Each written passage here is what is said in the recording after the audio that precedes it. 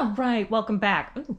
First, I have to say, tomorrow I have a very exciting video. It was extra long. I have a bunch of ADHD products that I use in my homeschool and some curriculum and some tips and advice that I use, but mostly products that I sat down, pulled out of all the cupboards, and did a video. So it was a longer video, so I just didn't feel like getting into it today. Editing it today. But today, got a cool one for you, all about handwriting. A lot of people have texted me about handwriting. I also want to do a big video on all the questions you have asked me. But let's talk about first ADHD tip of the day. They are 3 years behind social emotionally. So it has nothing to do with intelligence. Just has to do with, I don't know how to explain it except, okay, so what are we doing?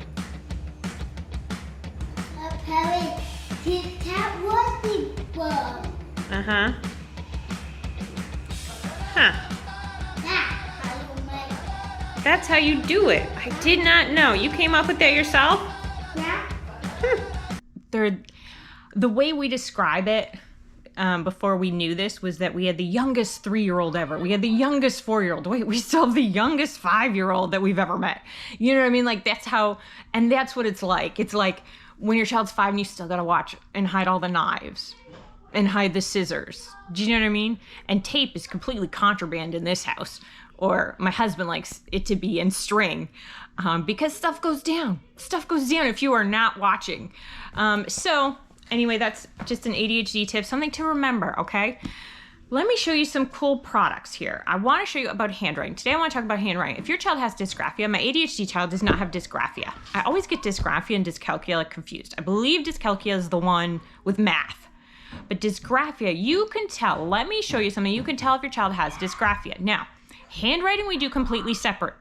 I've also think handwriting without tears is great, but we don't do handwriting like in these books I'm going to show you. I'm going to show you how we do it and I'll explain how we do it because we don't do handwriting.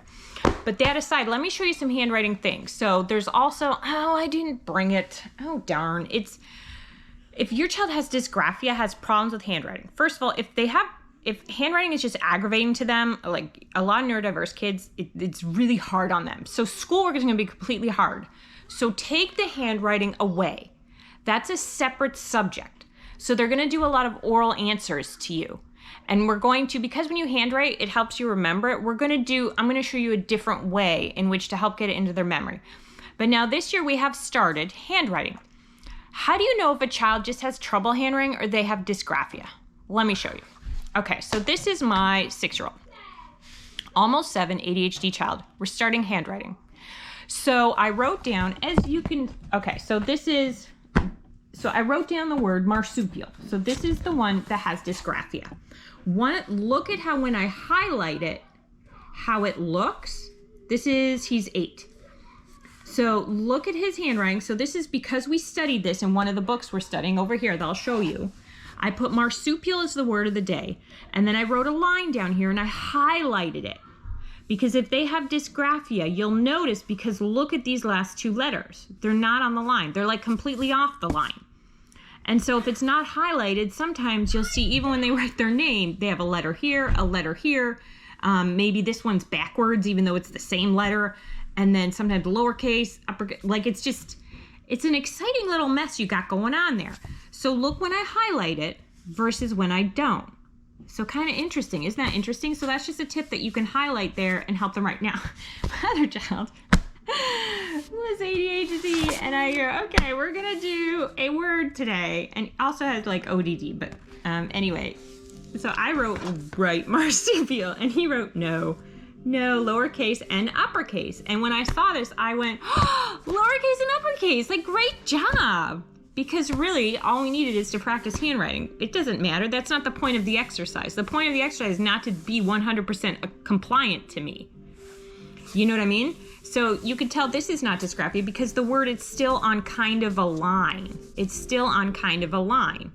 I think that was an M because he started writing marsupial and decided it was too hard.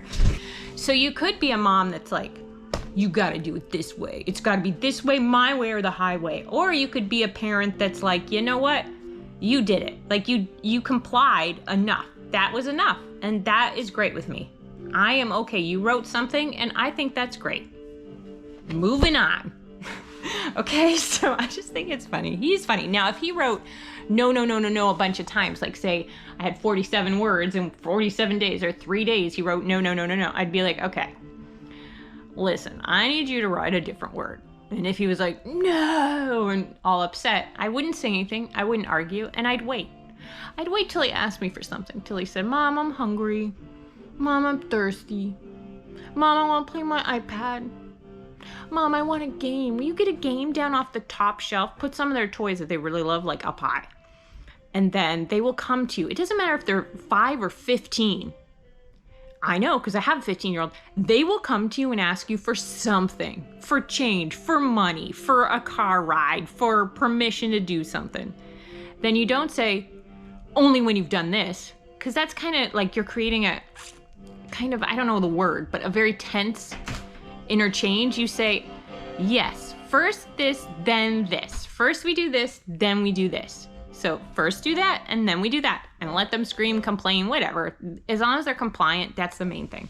So let's take a look at a couple books that we're using that are pretty cool. So one of the things is if you're not doing handwriting, that means you separate language arts. So I got grammar and punctuation grade 1. I just want to see where they are. Vocabulary fundamentals grade 2 and daily science. These aren't our science readers. This was just for fun. This was just like an additional science thing because I have a ton of science stuff we go through, and we go through it really fast. If you have a child that doesn't sit down, breakfast, lunch, and snack time can be your teaching times. Breakfast, lunch, and snack time. You will get a lot done. You will cover a lot of material. Today during snack, this is what we did. I had one kid on one side, one kid on the other side. And I opened it up and we went through, and it'll give you two. They're different ages. So one's pretty quick about this. So first up, let me show you in Evan Moore, grade 2. Some Evan Moore things I really like, some I do not, because sometimes they mention school too much and it's not compatible because my kids, it asks questions about school and they can't. So homophones, homographs, prefixes, synonyms, compound words, antonyms. Antonyms are opposites, synonyms are like the same. And I forget what those are, but I'm sure it's important. Luckily, I will learn when we get to that chapter. So I don't read this, but then it's okay. So then we sit down. So now we're not doing handwriting. So I just say, okay, you point out one, answer this, and you do the other. All right. So we kind of take turns. And then just so I can see where they're at, like, do they get this concept? Do they need more work on this concept? Stuff like that. So we went through a lot of different pages, just talking and going over it. And then until I was bored with it, I was like, okay, we're done.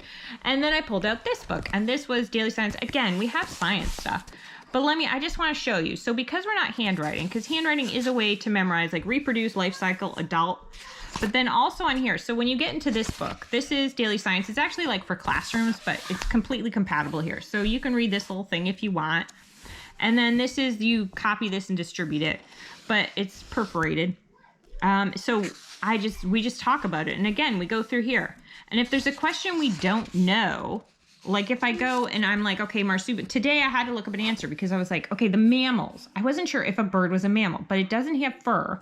So I just went to the answers at the back of the book and looked it up, and I was like, oh, you're right. And then we figured out, okay, why isn't this a mammal? And then we talk about it. So you don't have to be like the expert on everything. You're just the conduit of learning. Okay, and you are also learning as well. At least that's how I do it. So then we go through and we're like, okay, marsupial. And then he wants to know, my one son asks, what are some other marsupials? So in this book, we go through it. You could say once a week, and you could do it for 2 years, 1 year, whatever. So I would print off a page of Canva, and I would put in marsupials. That's what I'm going to do today. Put the definition. Marsupials is a special kind of mammal that has a pocket. And then, because I think there's others. I can think of, I could have sworn there was at least one other marsupial, and put it down there. Do you get it? So, and then I might put reproduce down there since we're going over this, although that's a word that we're going to come up with over the years, I'm sure. Okay, so that's just the way. And then that's like our review book, and we do it once a week, go over it while we're sitting down during a snack time or a lunch time, okay? So there, now, because we'll go through this, and we read all about, so this is day 5, day 4, day 5. We don't have to do that, except that every day that you talk about it, it's another time that you're remembering it, right? You're focusing on marsupial, mammal, life cycle, adult, stuff like that. So again, we have other science texts that we use. This was just kind of for fun. And so because we just did it all today, we just went through and talked about it, answered all the questions today. Like I said, I would just take these definitions and put it in this book if it was important to remember. And then once a week we'll go through it. And then I'll quiz them on that. And I have a really interesting way to quiz them, and I will show that to you, blah, blah, blah, blah. All right, I gotta go feed them lunch. They're like bouncing off the edges where I'm gonna read to them while they eat. And if you don't read your kids if they watch TV while they eat, which my kids previously used to do, so I'm not judging you. I'm in no position to judge anyone. Okay, I had chocolate for breakfast, so I'm in no position to judge anyone on anything. Now, I will say that when I took away TV, so don't offer reading like right away, because that's gonna seem like a punishment. So if you take away TV during meals, just be like, you know what, we're gonna try and do something better for our brains, and we're gonna not have TV during dinner. We're gonna use it as like a treat and not an all the time thing, because I just find I'm looking at my phone too much and I wanna do more fun things with you. So part of that is turning off the TV. Okay, give them that whole spiel, because it's not a punishment. It's not a punishment. And then let them be bored for 3 days. It's gonna suck. The first 3 days that you do this, regardless of whether you allow it in the afternoon, if it's a change that involving less television or video games, it's gonna suck. Just stick with it, and then after 3 days, be like, just sit down and start reading to them. Start reading something fun, a picture book, lots of picture books. And then they'll get used to it and then transfer over like, all right, we're gonna do some science now, and then just read through your science text or whatever. That's my suggestion. That's what I think. And even if you have 2 different kids, 2 different things, well then give one meal, one the other meal maybe. I don't know, or the other kid can just listen on. He's got nothing else to do. But I'm telling you, if you're trying to compete with Minecraft to be more interesting than Minecraft, like if you're waiting for your kid to turn off now my one will turn off the computer and come hang out with me. But the other 2, that's never gonna happen. So if I was waiting for them to be like, you know what, Mom, you're way more entertaining than a tablet, it's never gonna happen. And homeschool stuff is pretty fun. Like it's quizzing and it's kind of interesting. I mean, at least I think it is. So yeah, there you go. There's some ideas. There's some things, and it's like food. You can't force them to read. You can't force them to read, but I mean, if they're bored enough, yeah, sure, I'll do that for you. All right, I gotta go. Bye-bye.